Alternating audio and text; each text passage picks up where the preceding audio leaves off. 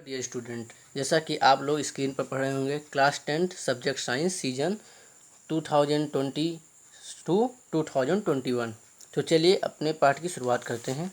देखिए, मैंने कक्षा 10 एनसीईआरटी के 10वें पार्ट से ये टॉपिक बनाया है जिस पर आज मैं डिस्कस करूँ। एनसीईआरटी में कक्षा 10 का जो पार्ट है उसका नाम था प्रकाश का परावर्तन तथा अपवर्तन। उसी से मैंने एक टॉपिक से एक चैप्टर बना दिया है जिसका मैंने नाम रखा समतल पृष्ठों पर प्रकाश का परावर्तन। आप लोगों ने पढ़ा होगा, उसमें लिखा रहता है कि कोई समतल पृष्ठ है, उस पर प्रकाश का परावर्तन होता है। जैसे कोई समतल पृष्ठ है, प्रकाश आएगी और ये जाएगी, तो समतल पृष्ठ की बात होती है। तो समतल पृष्ठ क्या होता है, इसी पर हम इस लेक्चर में डिस्कस करेंगे। तो जैसे कि मेरे चैप्टर का नाम है समतल पृष्ठों पर प्रकाश का परावर्तन। तो इस अध्याय में हमें क्या क्या पढ़ना है, पहले उसके बारे में जान लेते हैं। तो इस अध्याय में सबसे पहले पढ़ना है प्रकाश, फिर प्रकाश का परावर्तन पढ़ेंगे, फिर प्रकाश की उत्क्रमणिकता को पढ़ेंगे, फिर प्रकाश की प्रतिबिंब और उसके दर्पण और पाश्चर्य उत्क्रमण के बारे में पढ़ेंगे। तो चलिए, जैसा कि आप लोग देख रहे हैं, हमारा पहला जो पार्ट पहला जो टॉपिक है वो प्रकाश है। तो प्रकाश क्या होता है पहले ये जानते हैं। आइए शुरू करते हैं। प्रकाश, देखिए प्रकाश, आप लोग देख रहे होंगे प्रकाश, प्रकाश यानी लाइट। प्रकाश ऊर्जा का वह रूप है जिसकी सहायता से हमें वस्तुएं दिखाई देती हैं। प्रकाश ऊर्जा का वह रूप है जिसकी सहायता से हमें वस्तुएं दिखाई देती हैं। और एक महत्वपूर्ण बिंदु है जिसे मैंने लिख दिया है कोटेशन कर कि प्रकाश एक प्रकार की ऊर्जा है। दोस्तों, आपने देखा होगा अंधेरे कमरे में हमें कुछ भी दिखाई नहीं देता है, परंतु जब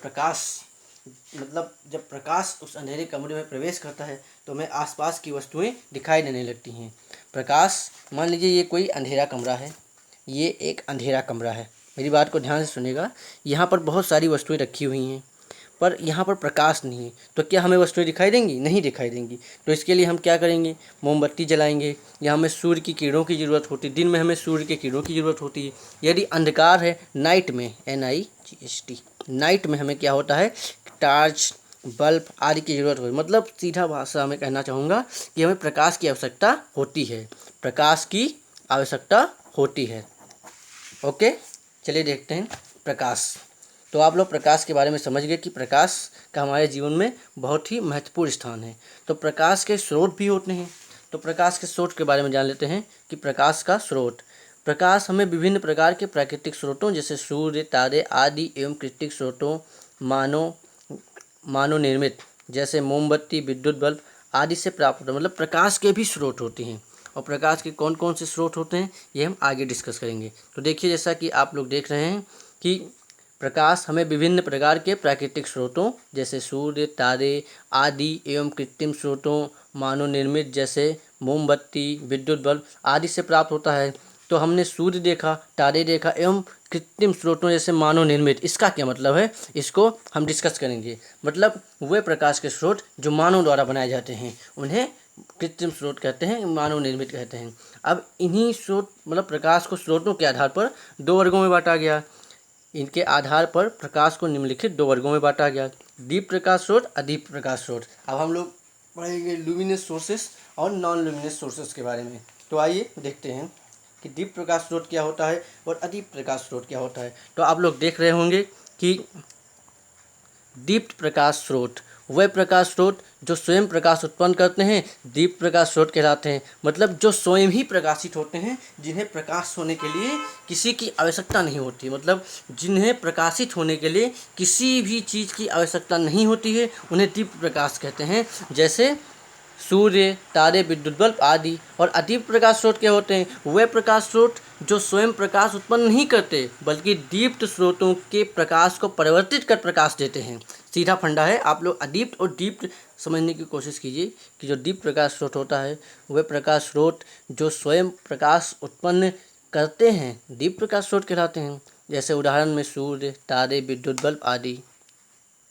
और जो अदीप्त प्रकाश स्रोत होता है वह प्रकाश स्रोत जो स्वयं प्रकाश उत्पन्न नहीं करते बल्कि दीप्त प्रकाश के प्रकाश को परावर्तित कर देते हैं, अदीप्त प्रकाश स्रोत कहलाते हैं, कर प्रकाश देते हैं। ठीक है, समझ गए ना।